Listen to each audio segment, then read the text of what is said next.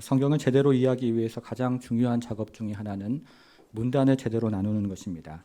성경을 덩어리로 나누어서 그 덩어리 안에 있는 메시지가 무엇인지를 파악하는 것이 성경을 읽어나가는데 매우 중요하다는 말씀입니다.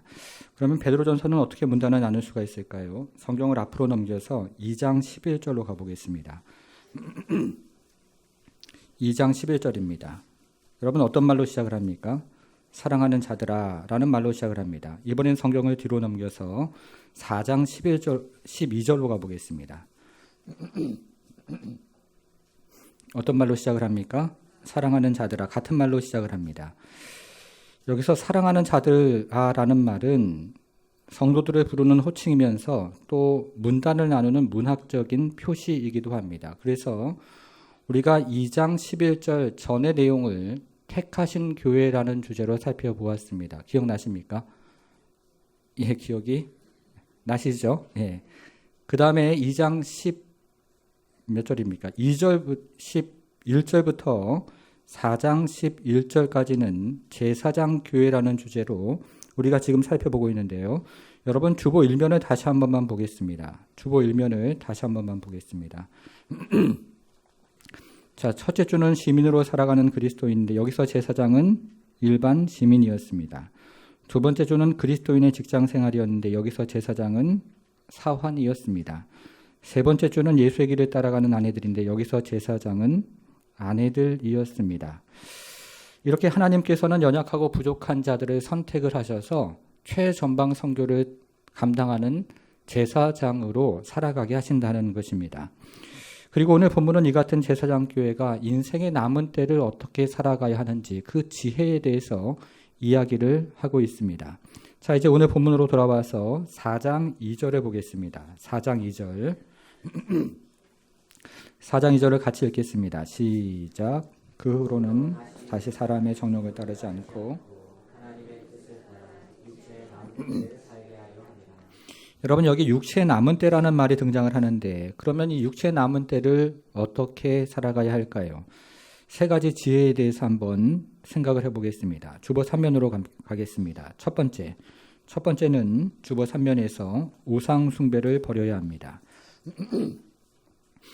인생의 남은 때를 살아가는 첫 번째 지혜는 우상 숭배를 버리는 것입니다. 이제 3절을 보겠습니다. 너희가 음란과 정욕과 술 취함과 방탕과 향락과 무법한 우상 숭배를 하여 이방인의 뜻을 따라 행하는 것은 지나간 때로 족하도다. 여기에 처음 등장하는 음란과 정욕은 성과 관련된 죄악이고 두 번째 등장하는 술 취함과 방탕함과 향락은 술과 관련된 죄악이며 세 번째 등장하는 무법한 우상 숭배는 우상 숭배와 관련된 죄악입니다. 그런데 이 구절을 곰곰이 묵상을 하다 보면 이 죄악들이 점점 악해지는 것을 깨닫게 됩니다. 성적인 죄악이 퍼지면 술을 권하는 사회가 되고 술을 권하는 사회는 우상을 섬기는 사회로 나아간다는 것입니다. 점진적으로 악해지는 것을 깨닫게 됩니다. 그러므로 여기서 이야기하고 강조하는 것은 우상 숭배에 대한 죄악을 마지막으로 강조를 하고 있는 것입니다. 여러분 그러면 우상 숭배가 무엇일까요?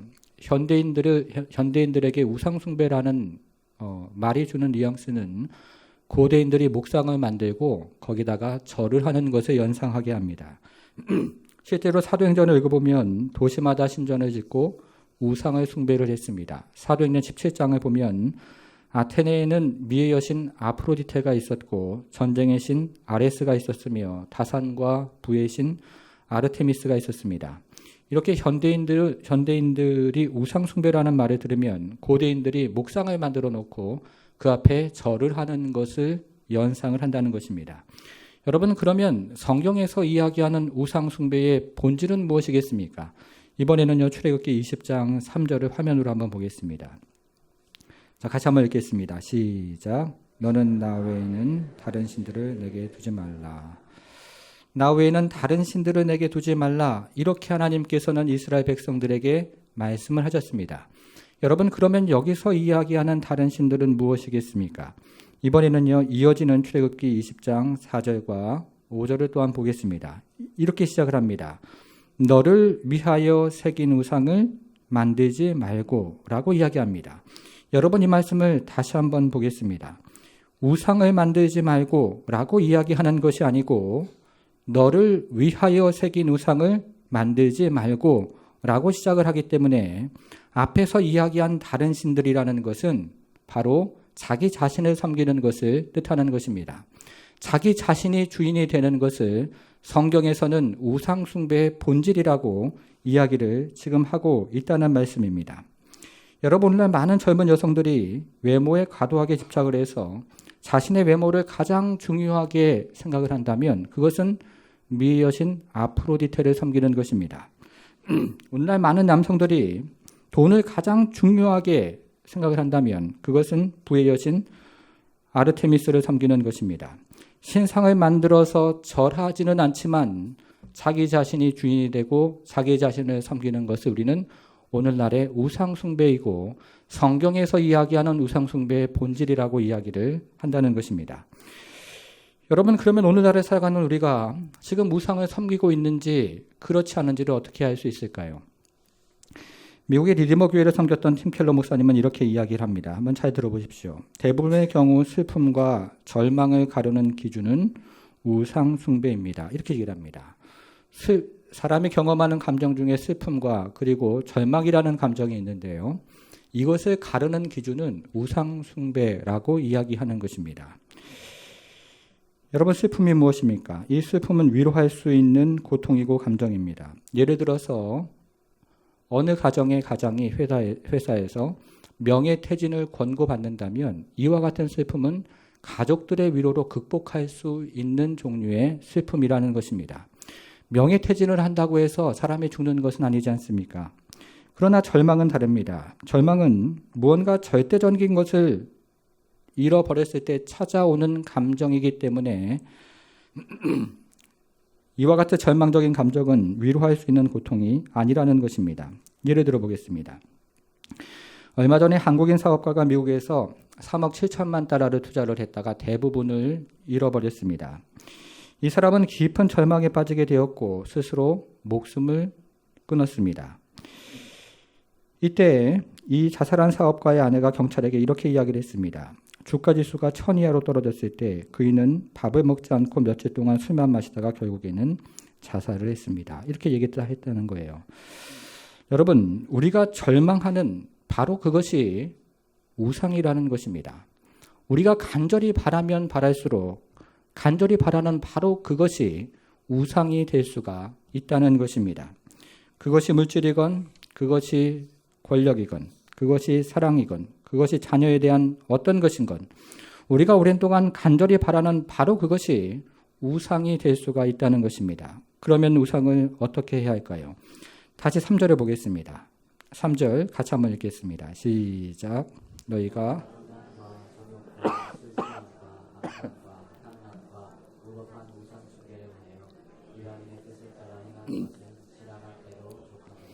뭐라고요? 지나간 때로 어떻습니까? 족하도다. 족하다는 것입니다. 여기서 족하다는 말은 완료 시제로 되어 있는데 충분하다 이런 뜻을 가지고 있는 말입니다. 이방인처럼 자기 자신을 섬기는 것은 지나간 때로 충분하고 자기 자신을 주인 삼는 것은 지나간 때로 충분하며 자기 자신을 위해서 사는 인생은 지나간 때로 충분하다 하는 것입니다. 성도 여러분, 여전히 자기 자신을 우상으로 섬기며 살아가는 인생은 없습니까? 두 번째를 보겠습니다. 두 번째는 나그네로 살아야 합니다. 남은 때를 살아가는 두 번째 지혜는 나그네로 살아가는 것입니다. 이번에는 4절을 보겠습니다. 이러므로 너희가 그들과 함께 그런 극한 방탕에 다름질하지 아니하는 것을 그들이 이상히 여겨 비방하나. 지금 베드로 사도의 편지를 받고 있는 소아시아 성도들의 대부분은 예수 믿기 이전에 이방인들이었습니다. 유대인들이 아니고 이방인이었다는 말씀입니다. 그러면 예수 믿기 이전에 이들의 삶은 어땠을까요? 4절을 다시 한번 보겠습니다. 여기서요, 방탕이라고 이야기하지 않고 극한 방탕이라고 이야기합니다. 그리고 방탕과 함께 했다고 이야기하지 않고 극한 방탕에 다름질했다고 이야기를 합니다. 그러니까 지금 이 편지를 받고 있는 성도들의 예수 믿기 이전의 삶은 극한 방탕에 다름질을 했던 그런 인생이었던 것입니다. 그런데 이 사람들이 예수를 믿고 새로운 인생을 살아가는 그런 인생이 된 것입니다. 여러분, 세례가 무엇입니까? 우리가 지난주에 세례에 대해서 함께 나누었는데요. 물속에 들어가기 전에 이전에 입고 있었던 옷을 모두 벗어서 옛사람과의 단절을 서약했다는 것입니다. 그리고 물속에서 나와서 새로운 옷을 입어서 이제는 그리스도 안에서 새로운 인생을 살겠다고 서약을 했다는 것입니다. 이전에 방탕한 삶에 대해서 단절을 하겠다고 서약을 한 것이고, 그리고 그리스도 예수 안에서 새로운 인생을 살아가겠다고 서약하는 것이 바로 세례였습니다. 여러분들은 김익도 목사에 대해서 들어보셨을 것입니다. 이 김익도 목사는 황해도 안악에서 평범한 농부의 아들로 태어나서 한학을 배우면서 과거에 응시했는데 그만 낙방을 했습니다. 그의 부친이 사망을 해서 공부를 접고 사업을 시작했는데 그만 사업이 망해서 가지고 있는 재산을 모두 탕진하게 되었습니다. 이때부터 시대에 빠진 김익도는 세상을 비관하면서 술과 함께 살았는데 만나는 사람마다 폭력을 휘두르면서 돈을 빼앗기를 시작합니다. 그래서 주변 사람들은 하루를 시작할 때마다 이렇게 빌었다고 합니다. 오늘 하루 동안은 김익도를 만나지 않고 무사히 살게 해주십시오. 이렇게 빌었다는 것입니다. 그리고 어떤 사람들은 장날이 되면 선앙당 고개를 넘으면서 산신령에게 이렇게 빌었다고 합니다. 올해는 정말 제발이지 익도인지 만두인지 만나지 않게 해주십시오. 이렇게 빌었다는 거예요. 당시 사람들이 김익도의 별명을 안악골 호랑이라고 부르기도 하고 김내놔라고 부르기도 했다고 하니까 이 사람이 얼마나 사람들을 괴롭히고 때리고 돈을 빼앗았는지 우리가 가히 짐작을 해볼 수 있겠다 생각이 듭니다. 이렇게 방탕한 인생을 살았던 김익도가 당시 황해도를 거점으로 사역을 했던 소안론 선교사의 부인으로 말미암아 예수를 믿게 되었습니다. 어느 날 이 소안론 선교사 부인이 부흥회를 위해서 사람들에게 전도지를 나눠주고 있는데 이때 김익도가 나타났습니다. 부인이 용기를 내서 김익도에게 전도지를 나누어 주었는데 이 전도지를 받은 김익도가 그 받은 전도지에다가 코를 팽 풀어가지고 그 부인에게 그만 던져버렸습니다. 이때 부인은 김익도에게 청년, 그렇게 하면 코가 썩어요 라고 말을 했고 김익도는 부인에게 욕을 하면서 그 자리를 떠나갔습니다. 그런데 김익도는 그날 밤에 부인이 한 말이 계속해서 생각이 났다고 합니다. 그리고 정말 코가 아파오는 것 같았습니다. 그래서 김익도는 자기 코가 썩으면 어떻게 하나 걱정을 하면서 그만 뜬 눈으로 밤을 새우게 되었고 과거에 저지른 죄 때문에 양심의 가책을 느끼기 시작했다고 합니다. 그러던 어느 날 그가 우연히 이 소안론 선교사가 집회를 하는데 그 길을 지나가게 되었습니다. 그리고 이런 이야기를 들었습니다. 사람이 죄 지은 대로 보응을 받습니다. 그래서 죄인은 지옥으로 가고 의인은 천국으로 가게 됩니다. 예수를 믿어야 합니다. 이런 메시지를 들었던 것입니다. 그런데 누구보다도 죄를 많이 지었던 김익도에게 죄라는 마음이 그의 영혼을 파고 들어오기를 시작했고 그는 그 자리에서 무릎을 꿇고 눈물을 흘리며 하염없이 회개를 하기 시작했습니다. 이렇게 예수를 믿은 김익도는 자신의 말과 행동을 돌아보면서 생활과 습관을 하나씩 정리를 하기 시작했습니다. 그리고 10개월 동안에 무려 성경을 100독이나 읽었다고 합니다. 이렇게 새 사람이 된 김익도가 세례를 준비하면서 성경을 읽고 있을 때 평소 친하게 지내던 친구가 김익도를 찾아와서 이렇게 이야기를 합니다. 이 사람아, 방구석에서 무슨 청승인가? 우리 주막에 가서 대포나 한잔 하지? 아니세, 내가 요즘 약을 복용 중이라서 술을 못 먹겠네. 무슨 약인데? 지금 구약과 신약을 먹고 있거든.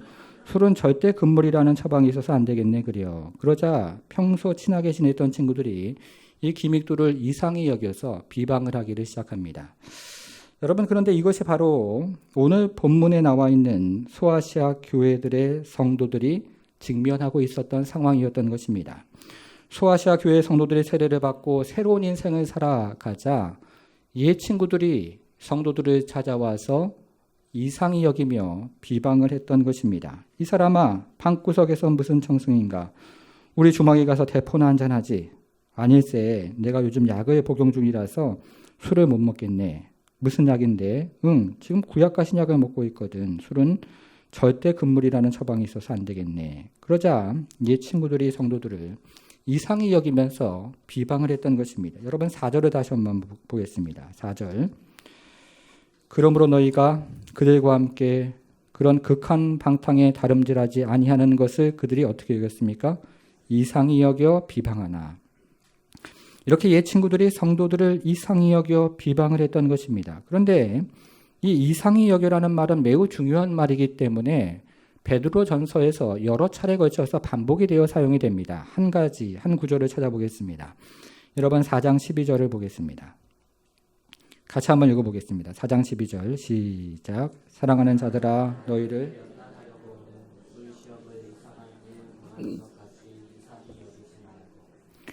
성도 여러분, 세상이 성도를 이상히 여기는 것이 정상입니까? 비정상입니까? 네, 정상입니다. 세상이 성도를 이상히 여기는 것이 정상입니다. 그리고 성도가 세상을 이상히 여기는 것도 정상입니다. 세상이 성도를 낯설게 여기는 것이 정상이고 성도가 세상을 낯설게 여기는 것이 정상인 것입니다. 제가 언젠가 태국의 아카족과 라후족에 대해서 말씀을 드린 적이 있습니다. 여인들이요 목에다 링을 끼워가지고 보통 사람보다 목이 2-3배가 길고 전족을 신고 다녀서 발이 매우 작았습니다. 그리고 이 마을에 사는 사람들은 골든 트라이앵글에서 나는 마약을 피워가지고 사람들의 이빨이 모두 검은색으로 변했습니다. 그리고 이 마을의 주장은 결혼을 앞둔 마을의 모든 처녀들과 잠자리를 같이 했습니다. 여러분 그런데 제가 이 마을로 이민을 갔다고 한번 생각을 해보겠습니다. 이 마을에서 1년을 지냈습니다. 그리고 다시 2년째가 되었습니다. 이렇게 시간이 흘러서 10년이라는 세월이 지나갔습니다. 그런데 10년이 지난 어느 날 문득 그곳의 문화가 너무 편하게 느껴지기 시작하는 것입니다. 이런 생각이 들었습니다. 이곳의 남존여비 사상도 마음에 들고 마약도 마음에 드네. 무엇보다도 추장의 카리스마가 마음에 들어. 이렇게 이 마을의 문화가 더 이상 이상하지 않으면 저는 타락을 하는 것입니다. 그 마을의 문화가 더 이상 낯설지 않으면 저는 타락을 한 것입니다. 그런데 이것은 이 땅을 살아가는 성도들도 마찬가지입니다. 이 세상의 음란과 정욕도 마음에 들고 이 세상의 술 취함과 방탕함과 향락도 마음에 들어 무엇보다도 자기 자신을 위해 살아가는 이 세상의 우상 숭배의 문화가 너무나 마음에 들지. 이렇게 생각을 한다면 그 성도는 타락을 했다는 것입니다. 성도 여러분, 여러분들은 이 세상의 문화가 이상하다고 생각이 되십니까? 자, 이제 세 번째를 보겠습니다. 셋째는 마지막 심판을 기억해야 합니다. 남은 때를 살아가는 세 번째 지혜는 마지막 심판을 기억하는 것입니다. 이제 5절을 보겠습니다. 5절 같이 읽습니다. 시작. 그들이 산자와 죽은 자를 심판하기로 이것은 마지막 심판에 대한 교리인데요. 이 마지막 심판에 대한 교리는 기독교 교리 가운데 매우 중요한 교리 가운데 하나이기 때문에 웨스터민스터 신앙 고백서에 나오는 마지막 심판에 대한 교리 2항을 같이 한번 읽어보겠습니다. 네, 같이 한번 읽겠습니다. 시작. 하나님이 이 날을 정하신 목적은 선택받은 자들을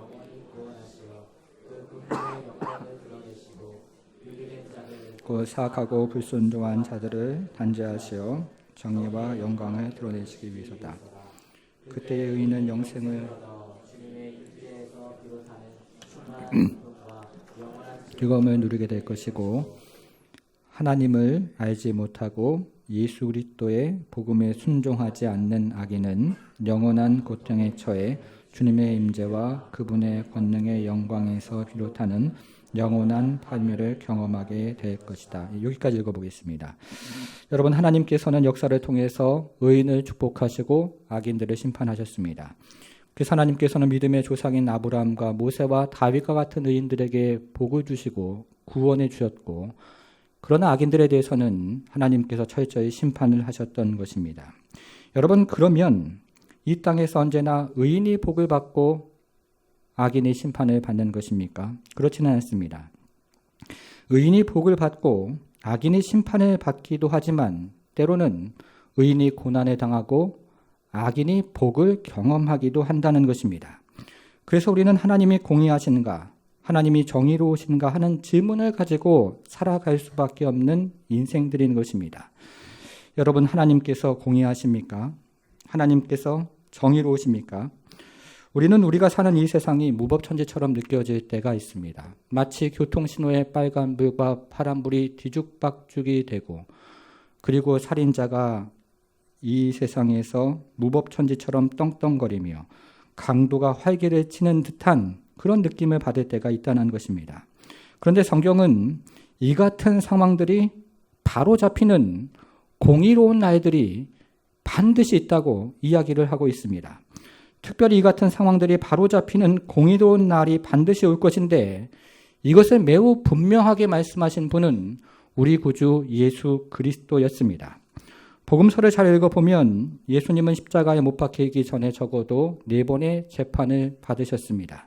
첫 번째 재판은 안나스가 재판을 했고, 두 번째 재판은 가야바가 재판을 했습니다. 세 번째 재판은 헤롯이 재판을 했고, 네 번째 재판은 빌라도가 재판을 했습니다. 그런데 이렇게 불의한 재판을 받은 예수님은 마지막 날에 이루어질 공의로운 재판에 대해서 말씀을 하시면서 이때 재판장이 바로 자기 자신이 될 것이다 라고 선언을 하셨습니다. 여러분, 그러면 마지막 날에 심판을 받는 사람은 누구일까요? 먼저 타락한 천사들이 심판을 받게 될 것입니다. 그리고 이 땅을 살았던 모든 사람들이 이어서 심판을 받게 됩니다. 5절을 다시 보겠습니다. 5절. 그들이 산자와 죽은 자를 심판하기로 예비하신 이에게 사실대로 고하리라. 여기서 죽은 자는 예수님이 재림해서 심판을 하기 전에 죽은 모든 사람들을 뜻하는 것이고, 그리고 여기서 산자는 예수님이 재림을 해서 세상을 심판할 때 살아있는 모든 사람들을 뜻하는 것이기 때문에 예수 믿는 자나 예수 믿지 않는 모든 자나 함께 심판을 받게 된다는 것입니다. 그러면 무엇을 심판을 받습니까? 첫째는 전도서 12장 4절입니다. 하나님은 모든 행위와 모든 은밀한 일을 선악간에 심판하시리라. 모든 행위가 심판을 받는 것이고 모든 은밀한 일이 심판을 받는 것입니다. 우리가 행했던 모든 행위와 모든 은밀한 일이 심판을 받을 것입니다. 둘째는 마태복음 12장 36절입니다. 내가 너희에게 이르노니 사람이 무슨 무익한 말을 하든지 심판날에 이에 대해서 신문을 받으리니. 무익한 말이 심판을 받는다는 것입니다. 모든 불평하는 말이 심판을 받을 것이고 모든 비방하는 말이 그날에 하나님 앞에서 심판을 받게 되는 것입니다. 그리고 이것은 오늘 본문도 마찬가지입니다. 다시 오늘 본문으로 돌아와서요. 4절과 5절을 보겠습니다. 4절 5절 보니까 이러므로 너희가 그들과 함께 그런 극한 방탕에 다름질하지 아니하는 것을 그들이 이상히 여겨 어떻게 합니까? 비방하나 5절 그들이 산자와 죽은 자를 심판하기로 예비하신 이에게 사실대로 고하리라. 비방한 것을 그날에 고하는 역사가 있다는 것입니다. 당시 소아시아 교회 성도들이 극한 방탕에 다름질했던 삶을 버리고 새로운 인생을 살아가자 옛 친구들이 잘난 척하지 말라고 비방을 했던 것입니다. 여러분, 그런데 마지막 날이 되면 이렇게 비방했던 옛 친구들의 비방이 하나님의 심판대 앞에서 고해지는 역사가 있다는 것입니다. 이것은 6절도 마찬가지입니다. 6절을 같이 한번 읽어보겠습니다. 시작. 이를 위하여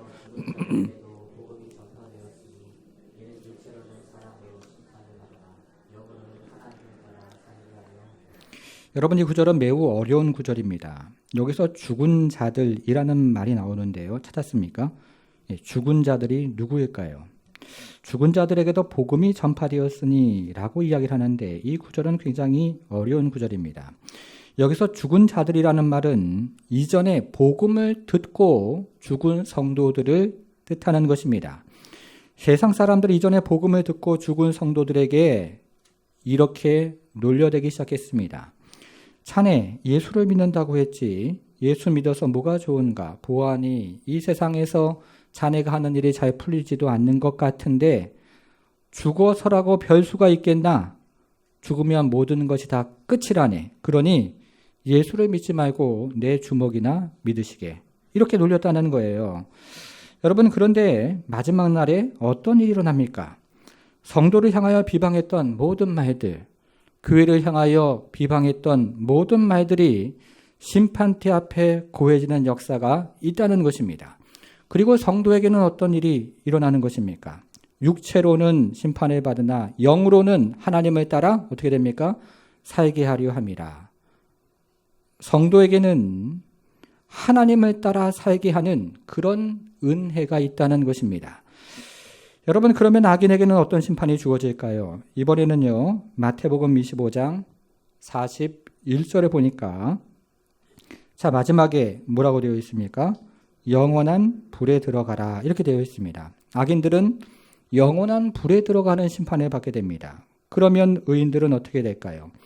마태복음 25장 34절을 보겠습니다. 여기서도 마지막을 보니까 예비된 나라를 상속받으라 이렇게 얘기를 합니다. 예비된 나라를 상속받는 은혜를 경험한다는 것입니다. 성도 여러분, 세상에서 이상히 여김을 받는 사람들은 마지막 날에 예수님 앞에서 이상히 여김을 받지 않게 됩니다. 그러나 세상에서 이상히 여김을 받지 않는 사람들은 마지막 날에 예수님 앞에서 이상히 여김을 받는다는 것입니다. 어쩌면 이런 말을 들을지도 모르겠습니다. 마태복음 7장 22절, 23절에 보겠습니다. 그날에 이렇게 시작을 하죠. 이거 저희가 잘 아는 말씀입니다. 자, 빨간 글씨로 되어 있는 것을 한번 보겠습니다. 이렇게 되어 있습니다. 내가 너희를 도무지 알지 못하니 불법을 행하는 자들아 내게서 떠나가라 하리라. 이렇게 이야기를 하는 것입니다. 세상에서 이상히 여김을 받지 않는 사람들은 마지막 날에 예수님 앞에 섰을 때 예수님에게서 이상히 여김을 받을 수가 있다는 것입니다. 성도 여러분, 여러분들은 마지막 심판을 기억하며 살아가고 있습니까? 이 세상에서 그래서 이상히 여김을 받으며 살아가고 있습니까? 이제 한 분의 간증으로 적용을 한번 해보도록 하겠습니다. 목포에 가면 목포 사랑의 교회가 있는데요. 그 교회를 담임하는 백동조 목사님의 어머니에 대한 이야기, 간증입니다. 이 목사님의 가정사가 복잡해서요, 이 어머니의 삶이 매우 고난이 많았다고 합니다. 그런 중에 어머니가 전도를 받아서 지푸라기라도 잡는 심정으로 교회에 나가게 됐는데 처음 나간 교회에서 하나님을 만나게 되었습니다. 백동조 목사님의 어머니는 그때부터 비가 오나 눈이 오나 꼬박 8km를 걸어서 새벽 기도를 다녔다고 합니다. 여러분 별로 안 놀라시는데요. 이 8km면 얼마의 거리입니까? 꼬박 2시간을 걸어서 가야 8km의 거리가 되는데 매일같이 이렇게 걸어서 새벽 기도를 간 것입니다. 이렇게 매일같이 8km를 걸어서 새벽 기도를 가고 금요일 날이 되면 금요 철야를 하고 그리고 농한기에는 2주간 기도원을 올라가서 하나님 앞에 기도를 합니다. 그런데 어느 날 어머니가 어느 집사님의 집에 가서 돈을 빌려오는 것을 보았는데 바로 백동조 목사님의 학비였습니다. 그런데 이 백동조 목사님이 알기로는 그 집사님은 평소에 기도를 절대 안 하시는 그런 사람이었습니다. 그때 어린아이였던 백동조 목사님은 기도에 대해서 회의가 들기 시작했습니다. 아니 왜 새벽마다 기도하는 어머니가 기도하지 않는 집사님에게 돈을 빌리는 것일까? 그러다 백동조 목사님이 몸이 아파서 중학교 2학년 때 학교를 그만두게 되었는데 다시 이런 생각이 들었습니다. 기도하지 않는 사람들의 자녀들은 건강하게 학교만 잘 다니는데 왜 기도하는 엄마가 나를 위해서 새벽마다 기도하는데 병이 든 것일까? 이렇게 어린아이였던 백동조 목사님은 기도에 대해서 점점 더 회의가 들었습니다. 그러던 어느 날 어머니가 새벽 기도를 가지 않고 철야도 가지 않았습니다. 그래서 이렇게 물었습니다. 엄마, 왜 기도하러 교회 가지 않으셔요? 응, 나 이제 집에서 기도하기로 했어. 이렇게 말씀하시더니 힘없이 방에 들어가서 대성통곡을 하면서 이렇게 기도를 하셨습니다. 하나님, 아무개 집사가 기도해도 별것이 없다고 합니다. 내가 봐도 그렇습니다. 하나님, 누가 나를 보면서 기도하겠습니까? 내가 기도해야 될 사람들 오히려 기도도 못하게 교회 문을 잠그고 있는 것 같습니다. 이제 남 부끄러워서 기도도 못하겠습니다. 사람들이 어머니를 보면서 기도해도 아무 소용이 없다고 뒤에서 수군대는 말을 어머니가 들었던 것입니다. 어머니는 그렇게 일주일 동안 집에서 통곡을 하다가 다시 기도하기 위해서 교회에 가셨습니다.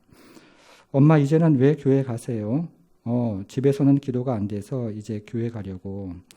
이렇게 어머니는 평생 동안 기도의 응답을 보지 못하고 돌아가셨습니다. 그런데 목사님께서 이제야 절절히 깨달아지는 것이 있다고 합니다. 하나님은 어머니의 기도를 듣지 않는 것만 같고 아무리 기도해도 허공을 치는 것만 같았지만 사실은 어머니가 하나님만을 바라보게 하시고 하나님에게만 소망을 두게 하셨고 그리고 하나님만을 의지하게 하는 그런 인생을 살아가게 하셨던 것입니다. 그리고 어머니의 기도를 통해서 목사님의 사역에 놀라운 응답을 주신다는 것을 깨달은 것입니다. 그래서 지금도 백동정 목사님은 지금 자신의 사역이 어머니의 기도의 응답이었다고 고백을 합니다. 성도 여러분, 백동정 목사님의 어머니는 세상에서 이상히 여김을 받았습니다. 심지어는 교회에서도 이상히 여김을 받았습니다. 의문이 많은 인생이었고 고난이 많은 인생이었으며 눈물이 많은 인생이었습니다. 인생의 평지풍파가 많은 인생이었고 결코 세상 사람들이 보기에 성공적인 인생이 아니었다는 말씀입니다. 세상에서 이상히 여김을 받는 인생이었고 심지어는 교회에서도 이상히 여김을 받는 인생이었습니다. 여러분, 그러나 예수님 앞에서는 결코 그렇지가 않을 것입니다. 사랑하는 성도 여러분, 여러분들은 어떤 인생을 살기를 원하십니까? 세상이 이상히 여기는 인생을 살길 원하십니까? 아니면 예수님이 이상히 여기는 삶을 살길 원하십니까? 사랑하는 성도 여러분, 육체 남은 때를 하나님의 뜻에 따라 살아가는 성도가 되기를 바랍니다. 자기 자신을 섬기는 우상을 버리십시오. 그리고 나그네로 살아가는 것을 기뻐하십시오. 심판의 때를 기억하며 살아가십시오. 육체 남은 때를 하나님의 뜻에 따라 그렇게 하나님 앞에 영광을 돌리며 주의 은혜를 사모하며 주와 동행하며 살아가는 그런 복된 성도로 살아가길 주님의 이름으로 축복합니다.